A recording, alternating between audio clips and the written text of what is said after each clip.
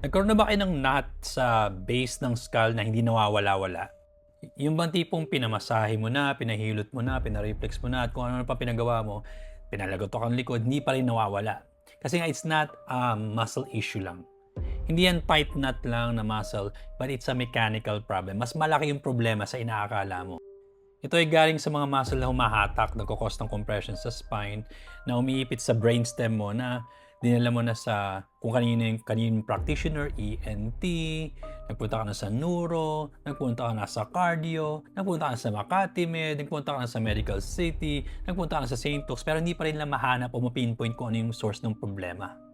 Yung bang tipong sangkatutak na test na ginawa sa'yo, nag-MRI ka na, nag-X-ray ka na, nag-lab test ka na, at kung ano pang test pinagawa sa'yo, pero hindi pa rin na ma-pinpoint, ano ba talaga yung issue? Ano ba talaga, saan ba talaga nanggagaling ito? All because they're looking at the wrong area. They're looking at the wrong thing. Hindi lang hinahanap na maaaring sa neck galing ito, no? Yung mga muscles na yun nagkakos ng knot na nagtatighten would cause pressure on the brainstem. Magkakos ng pressure sa brainstem, makaka-feel ka ng tachycardia, palpitations, gut dysfunction, acid reflux, at kung ano-ano pa.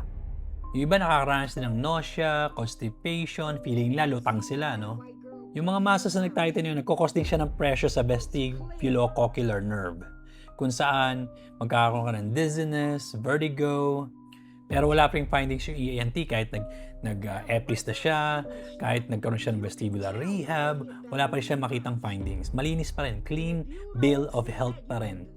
Kasi nga lahat yan, hindi dahil may sakit ka sa puso, hindi pwede mo heart attack ka na, hindi dahil nagkaroon ka ng gastritis o acid reflux, hindi dahil nagkaroon ka lang ng ear canal problem, no? Hindi yun ang problema talaga, no? At maraming doktor, hindi talaga ma-pinpoint ito.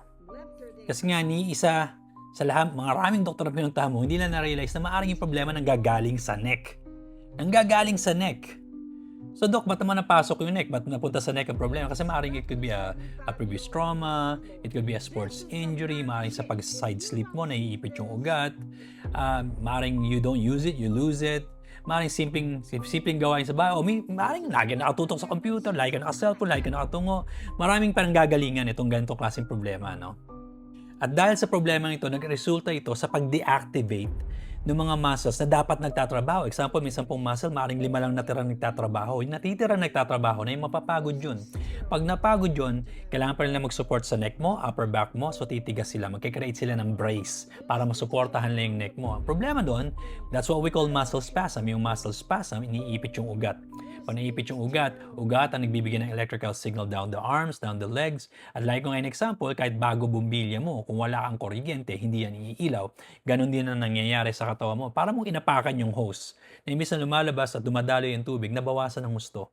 Kasi nga naipit yung ugat. So wala na masyadong dumadaloy na electrical signals na nagiging problema rin na madali ka mapagod, hindi mo na maiangat yung kamay mo, hindi mo na masarado, bukas yung kamay mo. Sasabihin ng rheumatologist, arthritis daw. And all of these mechanical issues lead doon sa mga bagay na nararamdaman mo ngayon, yung pagkahilo mo, yung pangingimay, yung feeling mo may carpal tunnel ka na, feeling mo mag-heart attack ka na, feeling mo nag-increase yung acid reflux mo, nahihilo ka, naglo-lose of balance ka. Lahat yan, all because nagkaroon ka ng mechanical issue, may natulog ng muscles, naipit yung ugat, at humina yung mga kalamnan, yung mga muscles sa kamay at legs. Paulit-ulit lang. It's a vicious cycle of this mechanical dysfunction, as we call it. You need to share this to your family and friends, sa mga nakakaranas sa mga nabanggit ko na. At kung ikaw mismo yung nakakaranas na yun, di ba, punta ka sa clinic. Kasi we're the only corrective therapy sa buong Pilipinas. Maraming doktor hindi kayang hanapin ito. My name is Dr. Ron Samaniego. I'm a doctor of physical therapy from Chicago, Illinois.